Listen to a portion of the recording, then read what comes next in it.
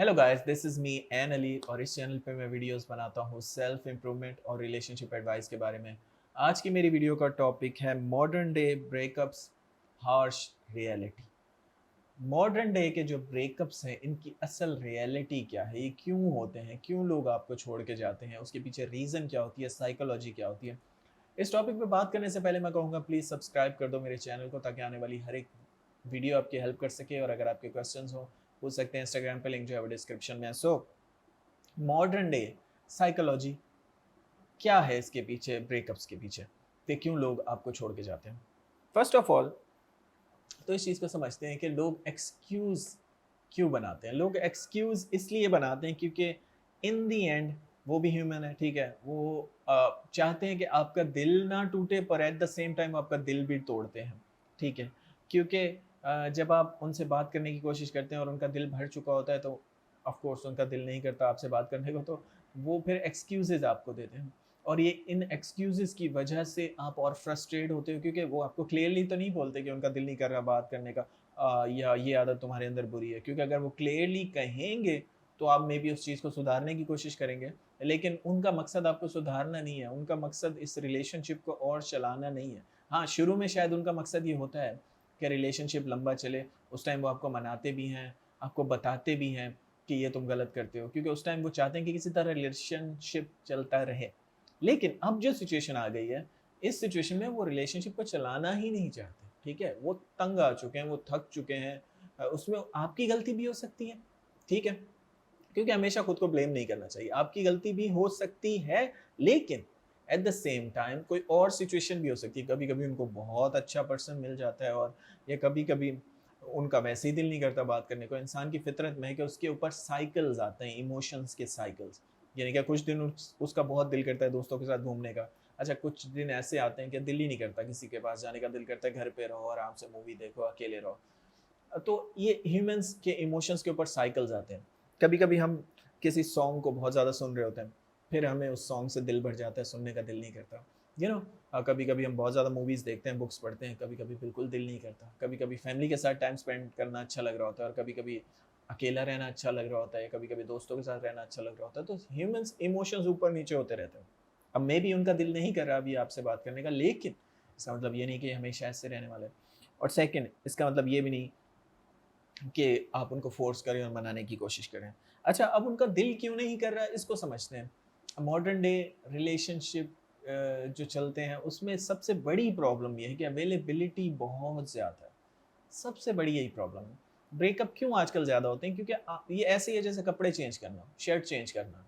आजकल इतनी ज़्यादा अवेलेबिलिटी है दोनों जेंडर्स को, लड़कियों को तो बहुत ही ज़्यादा है, लड़कों को भी काफ़ी ज़्यादा है। अगर हम कंपेयर करें 90s या 80s से, ठीक है? उस दौर में इतने टेलीफ़ोन नहीं थे, उस दौर में ख़त लिखा जाता था, या आप सिर्फ़ उसी से रिलेशनशिप चला सकते थे जो आपकी क्लास में हो या आपके मोहल्ले में हो।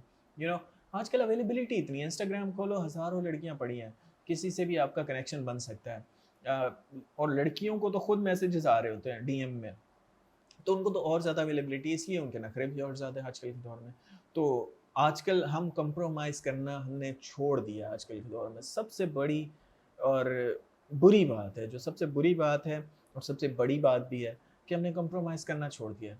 हम लोगों को स्विच करते हैं फ़ौरन। अगर वो आपकी एक्सपेक्टेशन पे नहीं उतर पा रहे, तो हम इस चीज़ को नहीं समझते कि वो भी इंसान है यार, उससे भी गलतियाँ हो सकती हैं, वो परफेक्ट नहीं है। लेकिन हम फ़ौरन क्या करते हैं, हम बोलते हैं कि इसको छोड़ो, फ़ौरन छोड़ो, दूसरा ढूँढो। फिर हम दूसरे पे जाते हैं, फिर दूसरे से तीसरे पे जाते हैं, तीसरे से चौथे पे जाते हैं, और इसी साइकिल में लगे रहते हैं, परफेक्ट इंसान ढूँढने के चक्कर में, और वो मिलता नहीं है। तो जिन्होंने आपको छोड़ा है, उनके पीछे भी यही साइकोलॉजी। उनको अवेलेबिलिटी इतनी ज़्यादा है कि वो आपको कुछ समझ ही नहीं रहे, तो उन्होंने आपको छोड़ने के लिए डिसाइड कर दिया है। और वो अंडरस्टैंड भी नहीं करना चाह रहे, ठीक है? तो आपको भी इस चीज़ को समझना चाहिए कि अगर वो अंडरस्टैंड नहीं करना चाह रहे, तो आपको भी ज़्यादा समझाना नहीं है, ठीक है?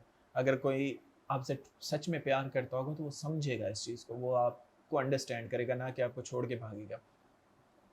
तो अगर वो अंडरस्टैंड नहीं करे, स्पेस दो।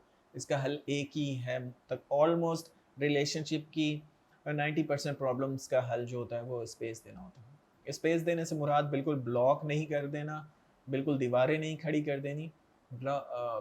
स्पेस देने का मकसद ये है कि उन्हें थोड़ा स्पेस दिया जाए ताकि वो ब्रीद कर सकें, थोड़ा सांस ले सकें, वो चीज़ों को क्लैरिटी से देख सकें और आप भी देख सकें।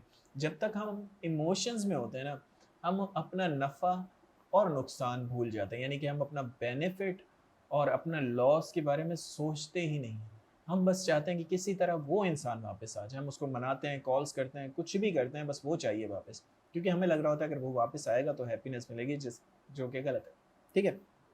सो स्पेस दो। दूसरा, पास्ट को याद कर करके रोना छोड़ दो। हमारा सबसे बड़ा प्रॉब्लम ये है कि हम पास्ट को याद करते हैं और हमें लगता है कि यार काश वो वापस आ जाते, या उस टाइम वो इतना मुझसे प्यार करते थे, अब क्यों नहीं करते।